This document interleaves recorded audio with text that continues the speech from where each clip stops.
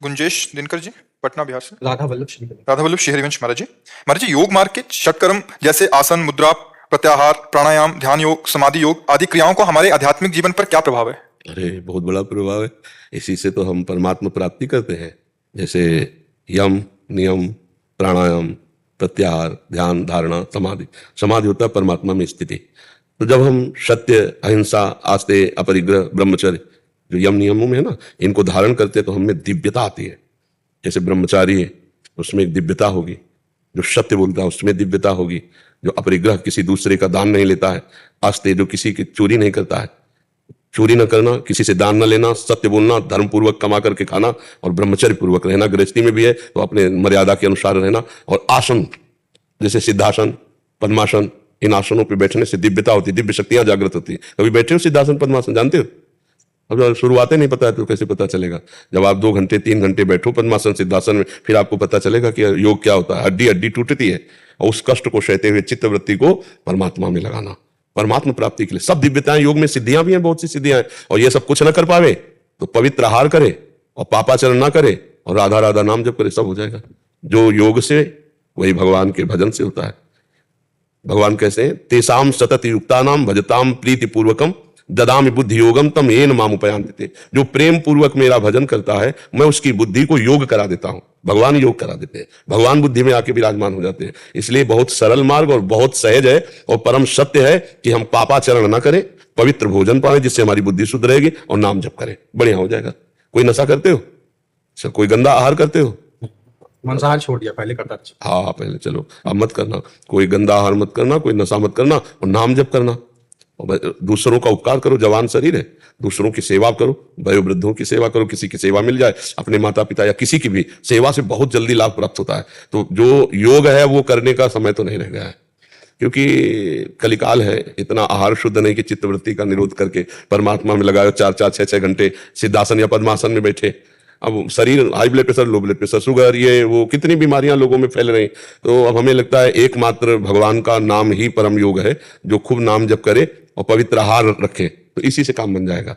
कलयुग केवल नाम आधारा, सुमिर सुमिर नर उतरहि पारा। अब तो बड़ा कठिन है यज्ञ आदि के द्वारा भगवान की आराधना करना, या अष्टांग योग के द्वारा, और ज्ञान मार्ग के द्वारा भी बड़ा कठिन है। ज्ञान के पंथ कृपाण के धारा, परत खगेश लगे नहीं बारा। क्योंकि इतनी बुद्धि में वासनाएं हैं कि निर्वासनिक होना बहुत, तो क्या है कि पूरा कूड़ा करकट सहित हम भगवान की शरण में हो जाते हैं। ये बहुत सरल मार्ग है। हम जैसे पापी, नीच, अधम, अजितेंद्रिय जैसे भी हैं, हे भगवान हम आपकी शरण में हैं, और भगवान को भोग लगा के प्रसाद पाओ, नाम जप करो, भगवान की लीला चरित्र सुनो और दूसरों में भगवत भावना करके सेवा करो। इसी से भगवत प्राप्ति हो जाएगी।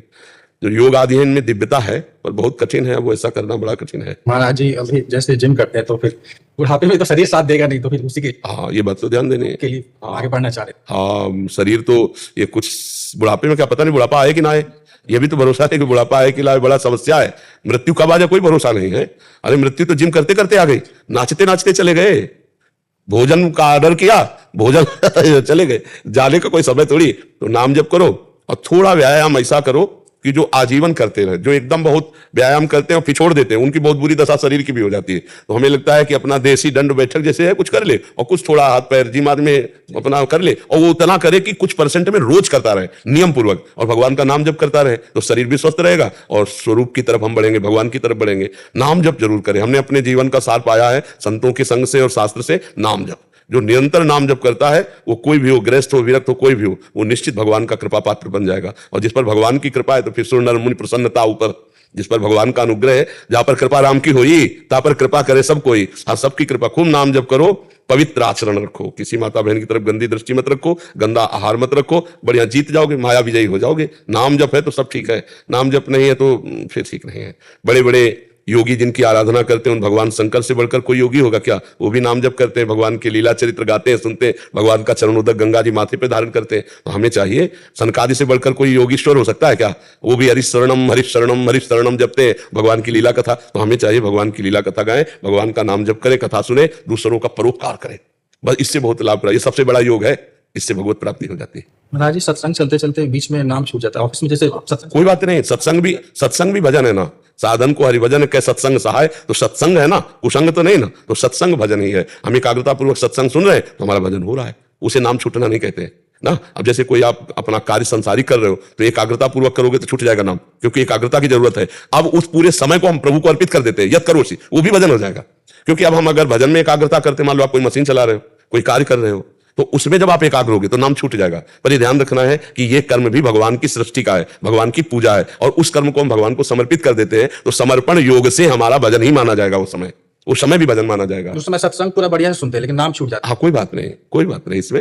हाँ, अभ्यास दृढ़ करते चले जाओ तो सत्संग भगवान का ही तो सुंदर है ना, इसलिए वो भी भजन माना जाएगा। सेवा, सुमिरन, स्वाध्याय, सत्संग, समाधि, ये सब भगवत प्राप्ति के साधन है, ये सब भगवत प्राप्ति में ही स्थित करते हैं।